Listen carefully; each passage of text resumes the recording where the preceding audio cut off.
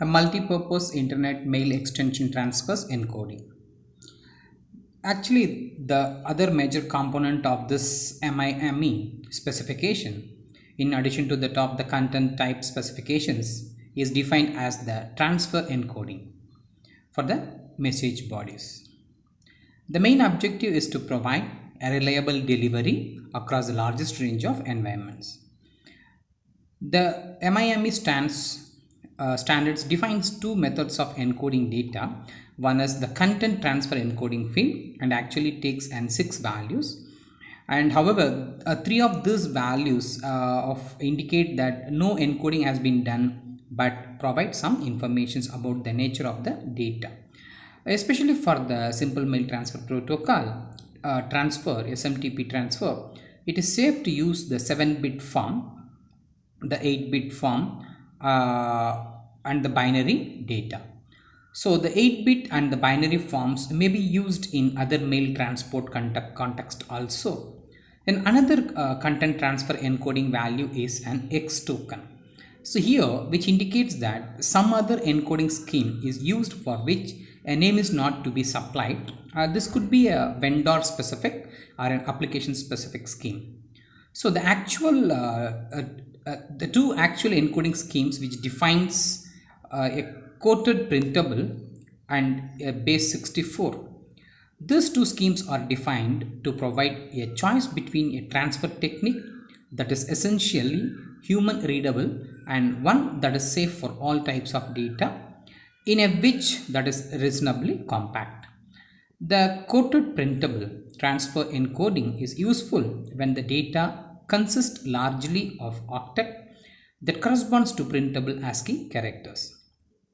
It represents non-safe characters by the hexadecimal representations of their code and introduces a reversible link breaks to limit the message line to 76 characters. Next one, the base 64. The base 64 transfer encoding, also known as a radix 64 encoding. It is a common one form of encoding arbitrary binary data in such a way to provide invulnerable to the processing by mail transfer program. It is also used in PGP, pretty good privacy, which have been earlier we have studied.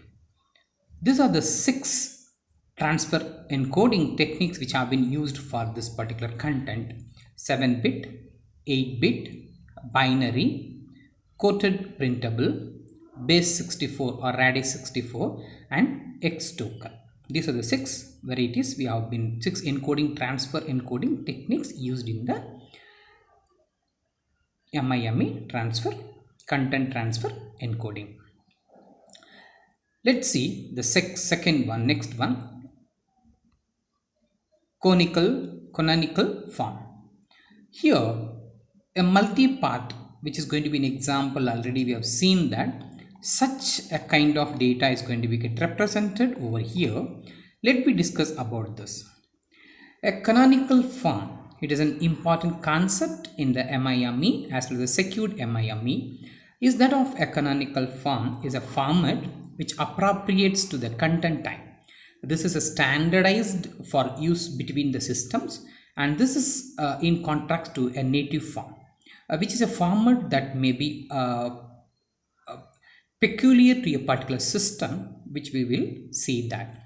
So here, if you're going to see about this, in the native form, the body which is to be transmitted is created in the system's native format, whereas the native character which will be set is used and appropriate local end of line conventions are used as well. The body may be an Unix style, which has going to be a text file or a sunrest image or an indexed file, VMX indexed file, or an audio data in a system dependent format, which may be stored only in the memory or anything else that corresponds to the local model for the representation of some forms of information. Fundamentally, the data is going to be created in the native form that corresponds to that of the specified by the media type. The canonical form, the entire body, which includes an out of band information such as a record length and the possibility file attributes informations, which is going to be converted to a universal canonical form.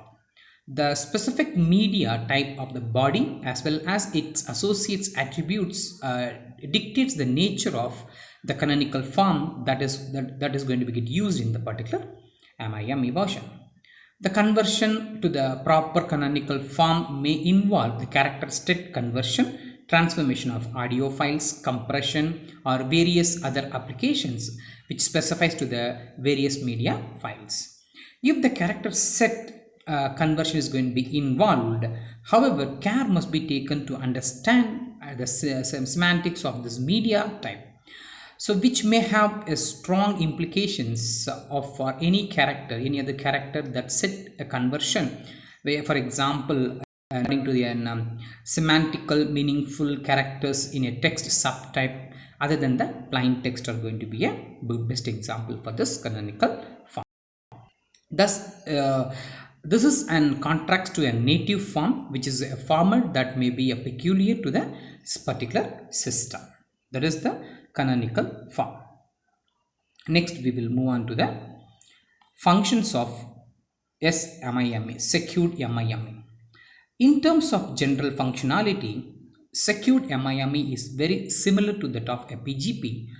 Both offers an ability to sign and or encrypt the messages. So both signing as well as encryption are going to be get available in this particular SMIME. The SMIME capability have the details which is going to be capable by examining the message format and the message preparation. Let us provide or let us follow the particular functions which have been used in the secured MIME. The first one is going to be enveloped data. The enveloped data. This consists of an encrypted content of any type and encrypted content encryption keys for one or more recipient. Second, signed data. A digital signature is formed by taking the message digest of the content to be signed and then encrypting that with the private key of the signer or the sender. The content which consisting of plus in signature are then encoded using a radix 64 or base 64 encoding process. So a signed data message can only be viewed by the recipient with the secured MIME capability. Next one, clear signed data. Here it is consisting of a message along with the encoded digest or encoded signature.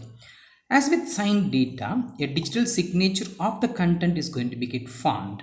However, in this case, only the digital signature is going to be encoded using the radix 64 or a base 64 encoding process. As a result, recipient without a secured MIME capability can view the message content, although they cannot verify the signature.